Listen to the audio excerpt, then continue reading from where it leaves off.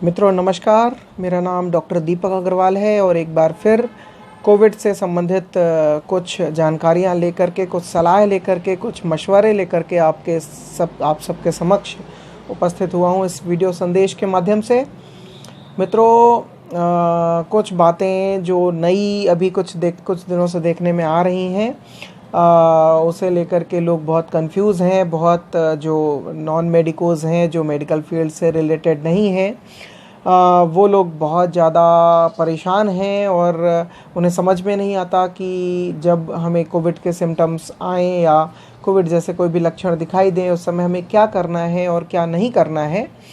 इसके साथ ही इस समय सोशल मीडिया का ज़माना है और सोशल मीडिया का ज़माना होने के कारण सोशल मीडिया में कोविड का पूरा ट्रीटमेंट, इवन आईसीयू तक में जो कोविड का ट्रीटमेंट दिया जाता है, वो आपके व्हाट्सएप नंबर पे आ चुका है।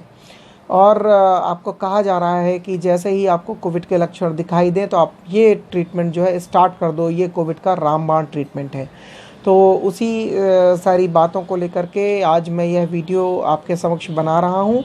तो मित्रों, सबसे पहले आपको करना क्या है कि अगर आपको कोविड के लक्षण दिखाई देते हैं और अगर आप पूरी तरह से स्वस्थ हैं, आपको कोई कोमॉर्बिडिटी नहीं है, यानी कि पहले से आपको कोई ऐसी गंभीर बीमारी जैसे कि डायबिटीज़ या ब्लड प्रेशर, किडनी और लिवर डिसीज़, ये सब नहीं है, अस्थमा नहीं है, तो आपको बिल्कुल भी परेशान नहीं होना है। आपको शुरू के दिन जब आपको बुखार आता है या सर्दी जुकाम, गले में खराश जैसे लक्षण दिखाई देते हैं, तो उस वक्त आपको जो सबसे पहला काम करना है वो ये करना है कि आपको खुद को आइसोलेट करना है, यानी कि दूसरों से अपने आप को अलग करना है।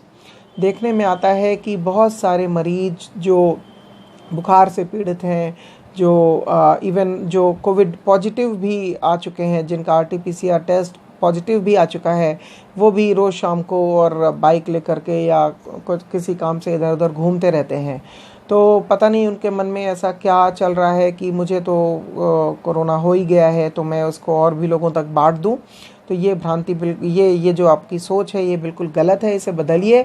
अगर आप में मामूली लक्षण भी कोविड के दिखाई देते हैं तो आप सबसे पहला काम करिए कि आप खुद को आइसोलेट करिए। बिल्कुल भी अब ज़रूरी नहीं कि हर चीज़ प्रशासन की कड़ाई के बाद या सरकार की कड़ाई के बाद ही की जाए। आप एक जागरूक नागरिक होने के नाते इतना कर सकते हैं कि जब भी आपको कोविड के सिम्टम्स दिखाई दें, आप खुद को अपने घर वालों से, अपने परिवार वालों से, अपने मोहल्ले पड़ोस वालों से, अपने गांव वालों से, अपने शहर वालों से बिल्कुल अलग करें, ताकि वो इन्फेक्शन आप तक ही सीमित रहे और दूसरों को वो हानि ना पहुंचा सके।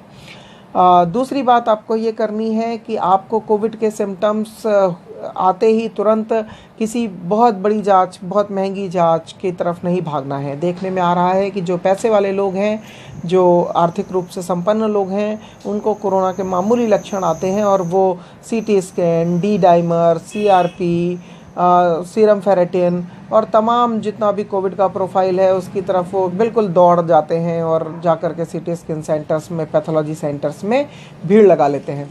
इसका नतीजा ये होता है कि एक तो अगर मान लीजिए वो कोविड संक्रमित नहीं है, उनको दूसरा कोई नॉर्मल सा वायरल बुखार है, तो वो एक नया कोविड का संक्रमण वहाँ से ले आते हैं और दूसरी बात, वहाँ जाकर के वो अनावश्यक भीड़ लगा करके उन मरीजों के लिए परेशानी का सबब बनते हैं जिन्हें वास्तव में उसकी ज़रूरत है। तो इसलिए अनावश्यक आपको शुरुआती लक्षण दिखने पर, बहुत मामूली लक्षण दिखने पर आपको सीटी स्कैन या दूसरे किसी भी जो बायोकेमिस्ट्री की जांचें हैं उनकी तरफ नहीं भागना है। उनसे आपको कोई लाभ नहीं मिलने वाला है। आपकी जो अगर आप में बिल्कुल मामूली लक्षण हैं तो आपका सीटी स्कैन और जो आपकी बाकी की जांचें हैं वो भी आप कराने के बाद भी आपका ट्रीटमेंट वैसा ही चलना है जैसा कि उनको कराने के बगैर चलना है। और ये सभी जांचें जो है ये डिरेल तब होती हैं, या इनको कहा जाए कि ये सब जांचें बढ़ी हुई तब मिलती हैं जब आप में मॉडरेट सिम्टम्स आ जाते हैं या थोड़ा सीवियर सिम्टम्स आ जाते हैं। तो अगर आप नॉर्मल हैं बिल्कुल और पहले ही दूसरे दिन आप ये जांचें कराएंगे तो ये जांचें आपकी लगभग नॉर्मल ही मिलेंगी। इसीलिए इन जांचों की तरफ मत भागिए। सबसे पहला काम करिए, खुद को आइसोलेट करिए और दूसरा काम ये करिए कि अपने किसी भी नज़दीकी डॉक्टर की सलाह पर जो एक प्राइमरी ट्रीटमेंट होता है। आजकल गवर्नमेंट भी एक कोरोना किट के नाम से किट दे रही है। बाज़ारों में भी ऐसी कुछ दवाइयाँ उपलब्ध हैं। तो आप किसी भी अपने जानकार, अपने मित्र, अपने पड़ोसी, कोई भी आसपास का जो डॉक्टर हो उसके उससे आप सलाह लेकर के आप वो दवाइयाँ जो हैं वो चालू करिए। दूसरी बात कि आजकल जो मैंने कहा कि सोशल मीडिया का ज़माना है, और सोशल मीडिया का जितने अच्छा उसका परिणाम है उतने उसके दुष्प्रभाव भी हैं। तो सबसे एक बड़ा दुष्प्रभाव जो इस समय ये देखने को मिल रहा है कि ऐसे ट्रीटमेंट जो कि एक डॉक्टर, एक बहुत स्पेशलिस्ट डॉक्टर जो अपने कोविड के पेशेंट को बहुत ही क्रिटिकल कंडीशन में आईसीयू में प्रोवाइड करता है, वो भी आपके व्हाट्सएप में आ चुका है। वो ट्रीटमेंट भी आपके व्हाट्सएप में है और आपसे कहा जा रहा है कि अगर आपको कोविड हो जाता है तो आप कुछ मत करिए, आप स्टेरॉइड का टैबलेट है, 2 रुपए का आता है, आप इसको चालू कर दीजिए। यह हेपेरिन का इंजेक्शन है, आप इसको लगवाना शुरू कर दीजिए। यह फेविपिराविर की गोली है, आप इसको आप लेकर के और खाना शुरू कर दीजिए। ये बहुत ही गलत बात है और ये आपकी जान के लिए, आपके स्वास्थ्य के लिए बहुत नुकसानदायक हो सकता है। ऐसा आप बिल्कुल ना करें।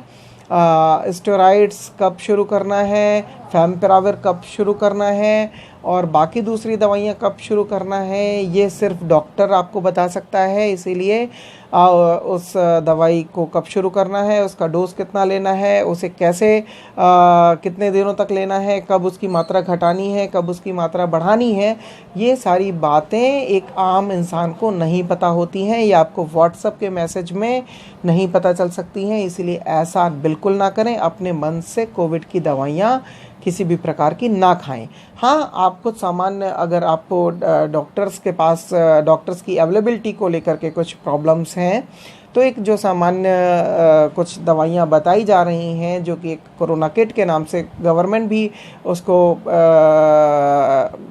प्रमोट कर रही है, आप वो दवाइयाँ जो कि अपेक्षाकृत हानि रहित दवाइयाँ हैं आप उनको चालू कर सकते हैं। लेकिन स्टेरॉइड और एंटीवायरल ड्रग्स और हेपेरिन और रेमडेसिविर, ये सारी चीज़ों तक आपको जाने की ज़रूरत नहीं है। उसका इस्तेमाल कब और कैसे करना है ये बताना आपके डॉक्टर का काम है, आपका नहीं।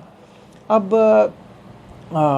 एक चीज़ और जो सबसे इम्पॉर्टेंट है कि ज़्यादातर मरीज, लगभग 95% से भी अधिक ऐसे मरीज जो कि स्वस्थ हैं, जिनको कोई भी तकलीफ़ नहीं है, वो इस कोविड बीमारी से 5 से 7 दिन में या 7 से 10 दिन में अपने आप ये उभर आते हैं, ठीक हो जाते हैं। केवल होम आइसोलेशन से और कुछ दवाइयों से, कुछ घरेलू नुस्खों से, जैसे कि गर्म पानी पीने से, भाप लेने से या कुछ चीज़ें और करने से वो अपने आप भी उभर आते हैं। और एक बात और है कि अगर ये सब कुछ ना भी करें और अगर ये खुद अपने आप को आइसोलेट कर लें, वो दवाई भी ना खाएं, भाप भी ना लें, आप कुछ भी करते रहें, वो अगर घर पे बैठे बैठे और कोई एक मंत्र भी पढ़ रहे हैं, तो ऐसे 90% से अधिक मरीज हैं जो कि अपने आप ठीक हो जाएंगे। क्योंकि अपने शरीर की जो प्रतिरोधक क्षमता है, जो इम्यूनिटी है, वो इस वायरस को खुद ही 10 से 12 दिनों में पूरी तरह से समाप्त कर देती है और मरीज ज़्यादातर ऑलमोस्ट ठीक हो जाते हैं। इलाज की आवश्यकता केवल उन्हें पड़ती है जिन्हें साथ में कोई कोमॉर्बिडिटी है, साथ में कोई और बीमारी है, या कुछ ऐसे लोग हैं जिनकी इम्यूनिटी लो है और जिनका वायरस जो है वो लंग्स तक इंसर्ट कर जाता है, लंग्स तक चला जाता है और उनको सांस लेने में तकलीफ़ या ऑक्सीजन लेवल का गिरना, ऐसी कुछ परेशानियां होने लगती हैं।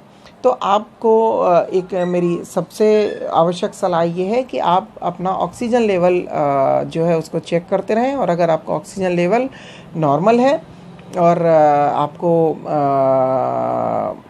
सांस लेने में कोई तकलीफ़ नहीं है तो आपको घबराने की कोई ज़रूरत नहीं है। आप अपने डॉक्टर से कुछ दवाइयाँ लें और धीरे धीरे ये आपके सिम्टम्स जो हैं वो चले जाएंगे। और एक सबसे बड़ी बात कि आप अपना जो मनोबल है वो बनाए रखिए, क्योंकि देखा जा रहा है कि हम सब के आसपास कुछ लोगों की दुर्भाग्यपूर्ण मौतें इस बीमारी की वजह से हो रही हैं और हम उन सब को सुनते हैं, हम उन सब के बारे में जानते हैं। तो जब हम में ऐसे कोई लक्षण आते हैं तो निस्संदेह हम में घबराहट होती है, हम घबराते हैं। कि कहीं कुछ ऐसा हमारे साथ भी ना हो जाए, लेकिन घबराने की आवश्यकता नहीं है। ऐसा बहुत ही कम लोगों के साथ होता है और बहुत ही कम लोग हैं जो कोविड के चलते और मृत्यु को प्राप्त करते हैं।